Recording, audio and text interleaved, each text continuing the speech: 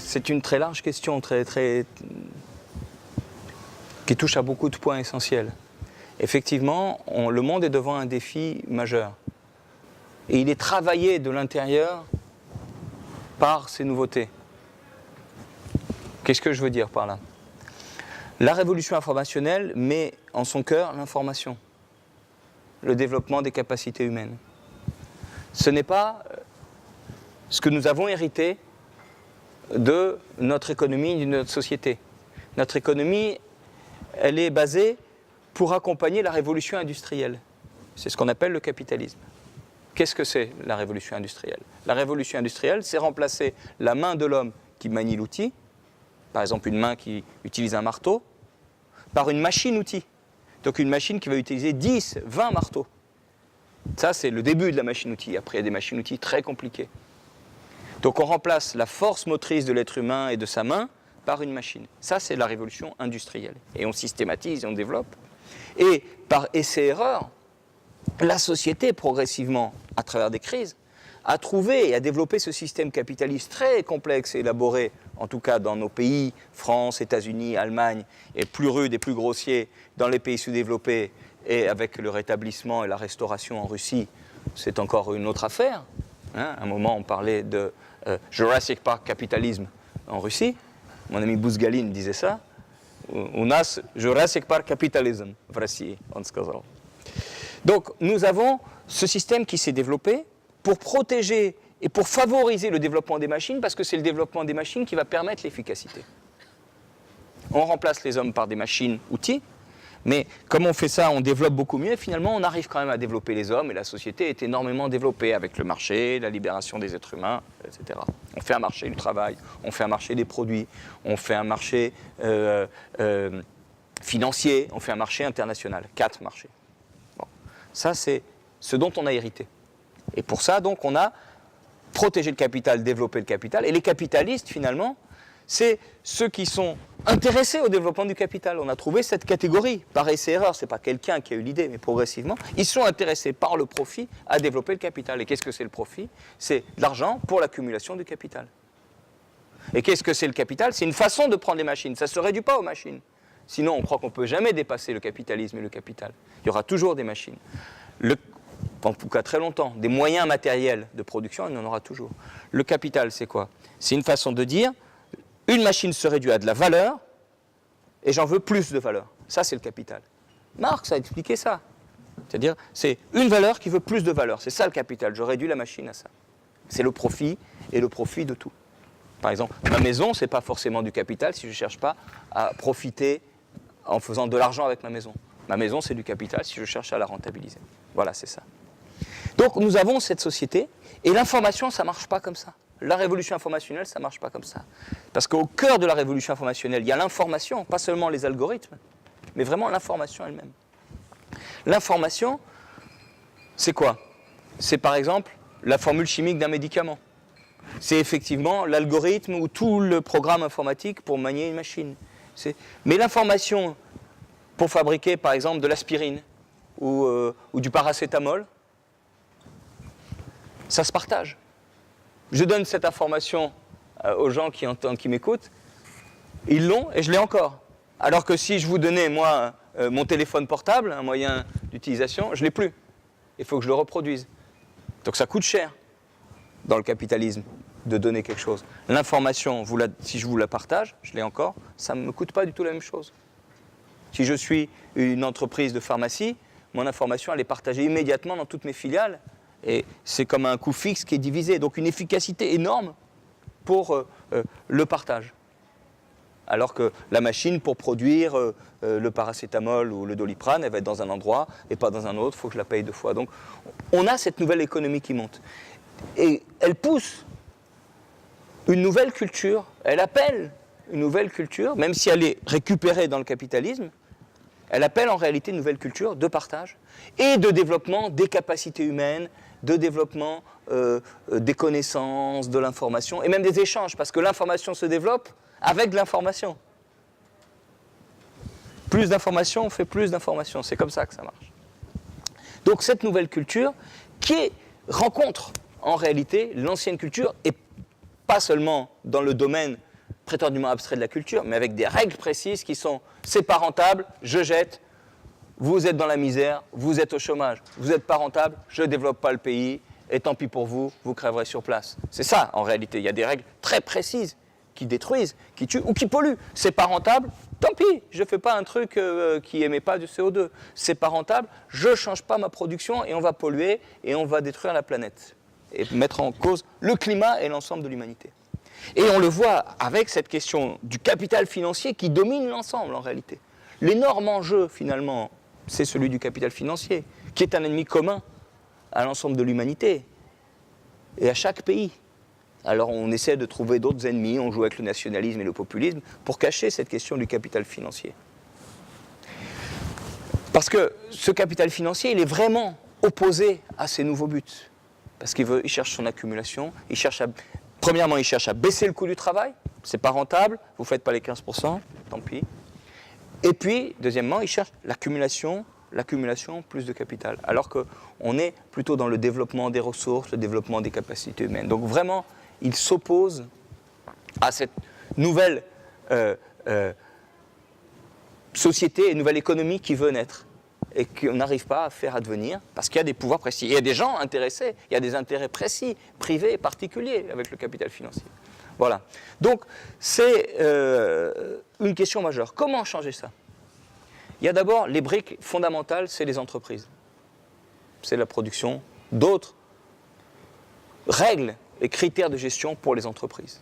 Mais il y a aussi les idées, la culture, la coopération, donc l'économie et le monde de ce que nous appelons l'anthroponomie, bien sûr, pour une civilisation globale, qui est faite d'économie, d'anthroponomie, ce qui est des relations sociales non économiques, dans un ensemble situé, une niche écologique, qui pourrait être la Terre, l'ensemble d'une civilisation. Aujourd'hui, on a capitalisme et libéralisme. Ça, c'est les idées, c'est libéralisme, et capitalisme de l'autre côté. Libéralisme, tout est réduit à des hommes libres qui donnent des contrats entre eux, qui font des contrats entre eux. Mais les hommes ne sont pas égaux entre eux parce qu'il y en a qui ont beaucoup plus de moyens que d'autres, donc ça crée une inégalité. Mais ça, c'est l'idéologie. Et en face, il y a le capitalisme. Et l'ensemble est situé principalement en Europe et aux États-Unis et domine le monde. L'enjeu, c'est une civilisation commune, globale, mondiale, avec une autre anthroponomie, une autre économie. Donc, entreprise, culture nouvelle de coopération, de valorisation des capacités humaines, valorisation au sens développement, pas au sens de la valeur financière. Et entre les deux, les banques et la finance. Parce que les banques et la finance, c'est la chose la plus transversale qui soit, et on voit bien que c'est l'ennemi, c'est ce qui met en difficulté toutes les économies, et d'ailleurs on a peut-être une nouvelle crise financière qui va venir.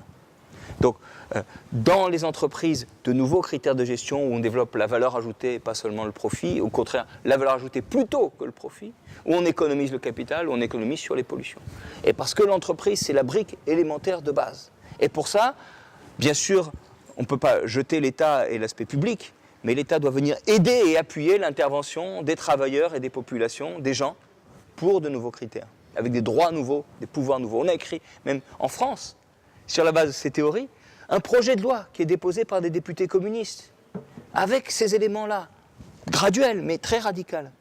C'est-à-dire, par exemple, en France, s'il y a un projet, il y a des difficultés dans une entreprise, on ferait, il n'a pas été adopté comme projet, s'il y a des difficultés dans une entreprise, tout de suite, on examinerait les difficultés, il y aurait un droit pour les travailleurs de faire des propositions, de les discuter avec la population aussi, et une possibilité d'avoir accès à un crédit public pour financer ces propositions. Parce que la dissymétrie principale, c'est que les travailleurs n'ont pas le crédit et l'argent, ni les banques, et les patrons ont les banques. Donc il faut changer cette dissymétrie en mettant des moyens financiers. Donc d'autres critères dans les entreprises, une autre conception dans l'anthroponomie, et des pouvoirs sur les banques pour un autre crédit. Les banques sont décisives. Et ça m'amène à un défi majeur d'aujourd'hui qui est celui que pose Trump, particulièrement pour la Russie, la Chine et les pays émergents. Trump, c'est un nouveau moment de domination du capital financier à partir de la base américaine. C'est quelqu'un d'intuitif, Trump, il a compris ça, il a senti ça, il va bien s'entourer, un milliardaire, c'est intuitif et ça s'entoure. Donc il a bien compris ça. Et il a décidé de taper sur la Chine et sur l'Europe pour le capital financier. Et il va y avoir un bras de fer financier énorme qui va commencer. Et pour ça, il va essayer de casser l'alliance entre les BRICS et les pays émergents. Par exemple, tirer la Russie vers lui, comme il le fait aujourd'hui, pour la couper de la Chine. Alors que l'alliance Russie et Chine, il y a des ambivalences, mais il y a l'idée où on veut une alliance pour développer notre pays, donc on va chercher à développer des outils pour les infrastructures, pour les gens, pour les services publics et pour l'emploi. Donc faisant ça, ils pouvaient sortir d'une collaboration avec le capital financier vers une autre société, avec la banque des BRICS, avec d'autres choses comme ça. Donc Trump va essayer de casser ça, et l'Europe aussi pourrait être dans une alliance avec un euro de coopération, un tout autre euro que celui qu'on a actuellement, un euro qui serait créé pour développer les services publics et l'emploi. Donc c'est un enjeu majeur. Nous n'avons parlé que d'une seule révolution, qui est la révolution informationnelle. Mais il y a d'autres révolutions en réalité qui travaillent, des révolutions objectives, qui travaillent notre société et qui appellent des changements profonds, une révolution sociale, c'est-à-dire changement des règles, pas casser les choses, des nouvelles règles, des nouvelles institutions. Les banques pourraient être une nouvelle institution saisie par les gens, des services publics appuyant l'intervention des salariés et des habitants aussi. Donc, quelles sont ces autres révolutions? Révolution parentale, c'est fondamental. Révolution donc des relations parentales, enfants avec les familles recomposées, enfants-parents. Des révolutions démographiques, de maîtrise de la fertilité. Révolution monétaire, j'en ai un peu parlé, où la monnaie se sépare de plus en plus de l'or, est appuyée sur la confiance de tous. Donc déjà, en réalité, avec cette révolution monétaire, on a une coopération. Pourquoi coopération? Parce que la monnaie, les avances de monnaie deviennent fondamentales. Et donc, pour avancer de la monnaie, il faut coopérer, parce qu'il faut avoir confiance ensemble dans la monnaie et dans sa valeur. Et pour qu'elle serve à une production. Révolution monétaire, révolution militaire et révolution écologique, bien sûr, de l'homme sur sa niche écologique. Alors, un dernier mot. Pourquoi cette question de la finance est aussi fondamentale? Et peut-être une histoire qu'on raconte aux enfants pour leur faire peur. Des fois, je dis, c'est un peu comme le loup et le petit chaperon rouge. On essaye de faire peur aux gens sur la dette. La dette, ce serait mauvais en soi. Mais la vie, c'est comme ça. Je vous dois une interview, vous me devez me rendre l'interview, quelqu'un me doit quelque chose. On vit comme ça. Même un écrivain français, Rabelais, a écrit « Le cœur est en dette auprès des poumons, qui sont en dette auprès de l'estomac ». C'est comme ça, c'est les relations, les dettes. Le problème, c'est s'il y a trop de dettes par rapport aux résultats. Donc c'est la maîtrise de tout ça. Ce n'est pas les dettes en soi. Si je reviens pour dire quelque chose de plus précis, parce qu'on veut faire peur aux gens, la dette serait mauvaise, alors qu'il va falloir plus de dettes pour développer l'être humain et pour protéger la planète. C'était d'ailleurs la question qui était au cœur de la COP21, de la COP22 et qui devra être au cœur de la COP23. Quelle dette et quel financement, quelle création monétaire en réalité il faudrait pour développer la réponse au changement climatique. Donc pourquoi il faut des dettes en économie? Parce qu'avant de produire, je n'ai pas produit. C'est bête, c'est simple, oui mais c'est vrai. C'est-à-dire qu'avant de produire, il faut que j'achète une machine, par exemple. Ça c'est même l'ancienne vision capitaliste. Et pour ça, il me faut une avance. Et après, je vais produire, et donc je vais peut-être rembourser la dette. Donc la question c'est, la dette elle doit être suffisante pour la machine, et la production doit être bien calibrée pour que ça permette de rembourser la dette. Voilà. Ou bien, avant de produire, il faut faire des recherches, donc il faut les salaires des chercheurs. Et ils vont avoir des résultats qui sont les informations, et ensuite on pourra faire une production réelle, un produit réel, et donc on va pouvoir rembourser la dette.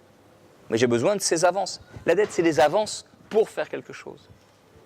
D'ailleurs, le mot finance, de la racine, il y a fin, ça veut dire finalité. C'est de l'argent dans une certaine finalité.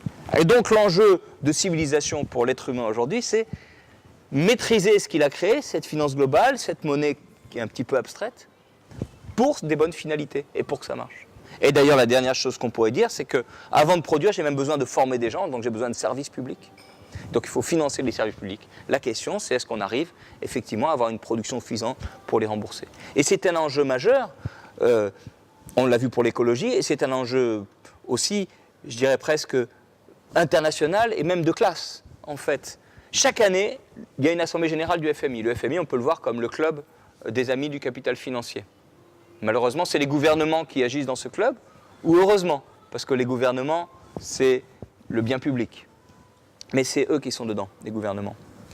Et chaque année, il est demandé une création monétaire nouvelle, donc une dette nouvelle pour développer les pays. Ça vient de la part des pays sous-développés, aussi des pays émergents. Et chaque année, c'est refusé. Et d'ailleurs, c'est simple, le refus est simple. Au FMI, les États-Unis ont un droit de veto. La majorité est à 75% des voix, 85% des voix, pardon, et les États-Unis ont 16% des voix. Donc il suffit que les États-Unis votent non, et il n'y a jamais de majorité. Donc ils ont un droit de veto. En fait, ils peuvent décider à l'intérieur. C'est très important à savoir.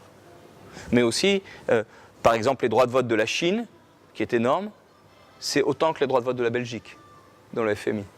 Quand même petite la Belgique. Donc il y a un vrai problème de gouvernance du FMI. Chaque année, on refuse de créer de la monnaie. Une seule année, ils ont accepté, en 2008, pour sauver les banques américaines. Et d'ailleurs, l'essentiel de ce qui a été créé est allé aux États-Unis. Alors qu'au contraire, il faut développer des nouveaux moyens financiers, un nouvel endettement commun pour protéger la planète et pour développer les êtres humains, qui est une autre façon de se protéger. Et finalement, les BRICS, en créant la banque des BRICS, en créant quelque chose, la banque d'infrastructure aussi, cherchent à s'émanciper de cette logique, mais à pousser aussi le FMI et le monde à faire autre chose. Donc cette question majeure, pour un intellectuel que je suis, un chercheur qui est impliqué socialement et politiquement, c'est de faire comprendre aux gens que, oui, on voit cette finance globale, on ne peut pas se permettre simplement de la limiter ses excès. Parce qu'on voit bien, dans nos pays très développés et un peu dominants pour la France, ou très dominants comme les États-Unis, on cherche à limiter les excès. Chez vous, en Russie ou dans d'autres pays, c'est beaucoup plus dur comme capitalisme. Mais même chez nous, en cherchant à limiter les excès, ça ne marche pas. On a cette crise majeure, on a un chômage considérable, on a la montée des extrêmes droites. Donc il faut pousser une autre logique. Donc, quelle est cette autre logique et où l'attraper? Je crois que c'est ça notre responsabilité. La finance, ça n'a pas d'adresse, mais ça s'attrape quelque part, c'est les banques. Et il faut donc d'autres banques, un autre crédit. Ça, c'est majeur. Et qu'est-ce que ça veut dire un autre crédit? C'est l'argent doit servir à la valeur ajoutée, à l'emploi, au service public. C'est ça la grande question. Et on doit réfléchir à décliner ça à tous les niveaux. Et les acteurs sociaux, peut-être, sont en train de chercher dans ce sens dans leur pratique. Il faut systématiser cette pratique et la porter jusqu'à un niveau politique parce que ce sont en réalité des questions très politiques.